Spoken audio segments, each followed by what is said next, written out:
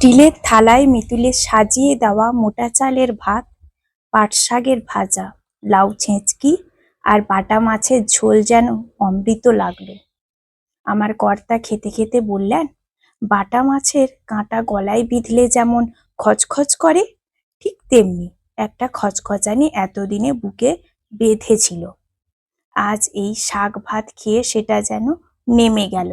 সত্যি অদ্ভুত একটা আরাম হচ্ছে আজ। তাড়াতাড়ি করে চোখ মুছলাম আমি। ষষ্ঠীর দিনে যে চোখে জল ফেলতে নেই, অমঙ্গল হয়। এবার ফিরে আসি গল্পে। আসল গল্পটা শুরু হয়েছিল পরশুর দিন। সকালবেলা বাজার থেকে ফিরে ঘরে ঢুকতেই কর্তা বললেন, বুঝেছ গিন্নি, বাজারও একেবারে আগুন লেগে গেছে। আমি দৌড়ে এসে বললাম, আগুন? সে কি গো, কিভাবে লাগলো? কারোর কিছু ক্ষতি হয়নি তো? উনি হো হো করে হেসে বললেন, একেই বলে মেয়ে লোকের বুদ্ধি। আরে নানা জিনিসপত্রের দাম আগুন লেগে গেছে। মাছ বাজারে ঢুকতেই তো ছ্যাঁকা লেগে গেল গো। আজ আর বিশেষ কিছু নেইনি বুঝলে। এখন দুদিন নিরামিষ ভাত খাবো। আমি আটা মাখতে মাখতে বললাম, তা কি এমন হলো যে বাজারে এমন দাম বাড়লো? আরে তোমার না আজকাল কিছুই মনে থাকে না? পরশু জামাই ষষ্ঠী, ভুলে গেছো নাকি? কর্তার কথায় নিমেষেই আমার পায়ের তলার মাটিটা কেমন দুলে উঠল। মুখে বললাম, ও পরশু ষষ্ঠী? আমাদের আবার ষষ্ঠী আর সপ্তমী। বেল পাকলে কাকের কি? কর্তা উঠে এসে আমার কাঁধে হাত রেখে বললেন, এই দিনগুলো তোমার খুব কষ্ট হয় বলো? টুকটুকিকে ফোন করবে একবার, অনেক দিন তো হলো, করে দেখোই না। আমি চোয়াল শক্ত করে বললাম, কক্ষনো না। আজ জামাই যদি আমার সঙ্গে এই ব্যবহারটা করতো মনকে বুঝিয়ে নিতাম, কিন্তু সে পরের ছেলে।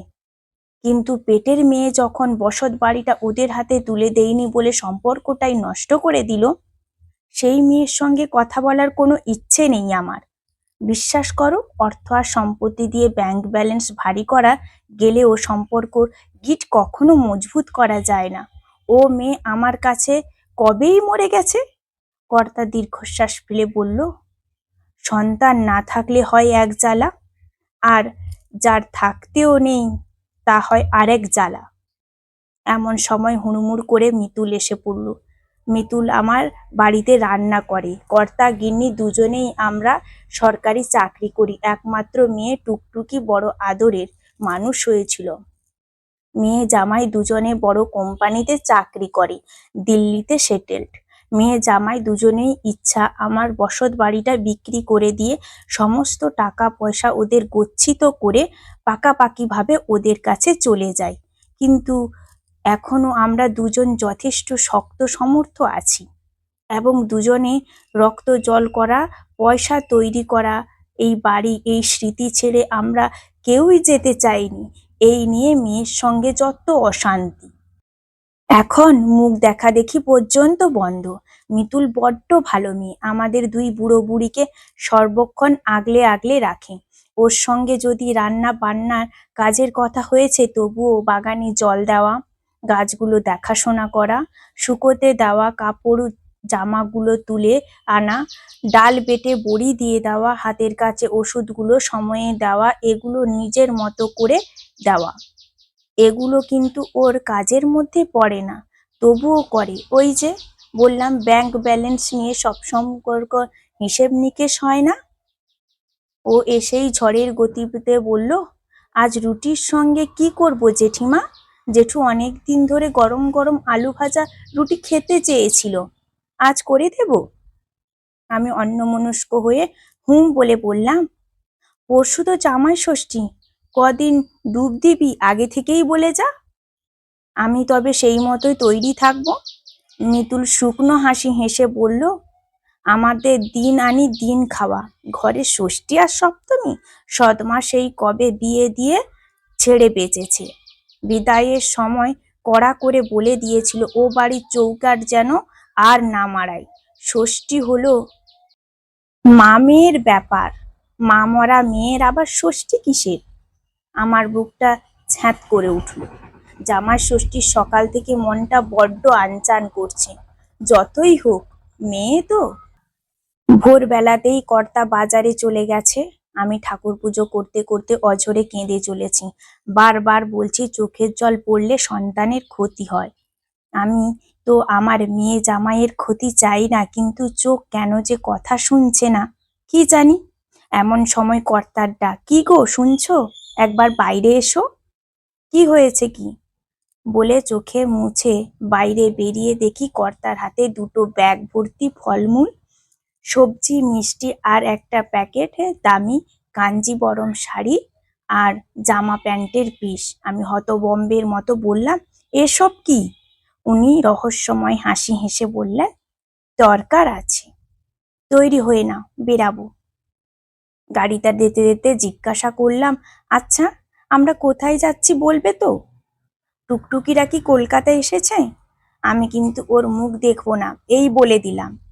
কর্তা শুধু হাসলেন, কোনো উত্তর দিলেন না। আমি গাড়িতে বসছি। গাড়িটা থামলো একটা ছোট্ট ঝুপড়ির সামনে। কড়া নাড়তেই দরজা খুলে দিল মিতুল। শতব্যস্ত হয়ে বলল, এই তো এসে পড়েছো জেঠিমা, এই প্রথম এলো, ভেতরে এসো। দেখলাম একটা ভালো শাড়ি পরেছে মিতুল, পাঞ্জাবি পরেছে ওর বড়। টালির চালের এক কামরার ঘরটা পরিপাটি করে গোছানো, মেঝেতে একটা আসন পাতা, ধান দুর্ব চন্দন রাখা। এতক্ষণে কর্তার পুরো পরিকল্পনা বুঝতে পারলাম। আমি আলপনা থেকে আরো একটা আসন নিয়ে পাশে পাতলাম। মিতুল ওর বরকে পাশাপাশি বসিয়ে আশীর্বাদ করলাম। রক্ত বেইমানি করতেই করতেই পারে, কিন্তু মনুষ্যত্বে আর সততা কখনো বিশ্বাসঘাতকতা করতে পারে না। পরের জন্মে যদি নিঃসন্তানও হই, আমার কোনো দুঃখ থাকবে না যদি তোর মতো একজন পাশে থাকার মেয়ে পাই। মিতুল আমার হাতে একটা ছাপা শাড়ি, কর্তার ধুতি পাঞ্জাবি তুলে দিয়ে বলল, অনাদরে বড় হয়েছি, আদরের কাঙাল আমি। মা নেই বলে মায়ের মর্ম বুঝি। তাহলে থাকলে হয়তো এইভাবে হেলাছেদা করতাম। আফসোস ছিল নিজে রোজগারে মা বাবাকে কিছু দিতে পারলাম না। আর সেই শখ পূরণ হলো। আমি ওর গালে চুমু খেয়ে বললাম, আমার ভালো মেয়ে। মিতুলের বল বলল, ও, আর জামাইটা বুঝি কেউ না, সবই মেয়েই ভালো? আমি মুখ টিপে হেসে বললাম, কথাই আছে, জন জামাই ভাগনা দিন নয় আপনা। কর্তা বলল, সে না হোক, তবে আজ থেকে প্রত্যেক বছর জামাই ষষ্ঠী কিন্তু হবে। আর হ্যাঁ, মেনুতে কিন্তু থাকবে মিতুলের হাতের রান্নার মসুরি চালের ভাত, ডাল আর বাটা মাছের ঝোল। আহা, যেন অমৃত। সবাই হেসে উঠল। সেই হাসিতে আরো একটা হাসি মুখ দেখতে পেলাম, মিতুলের মায়ের। কলমে পার্বতী মোদক, কণ্ঠে সুষমা।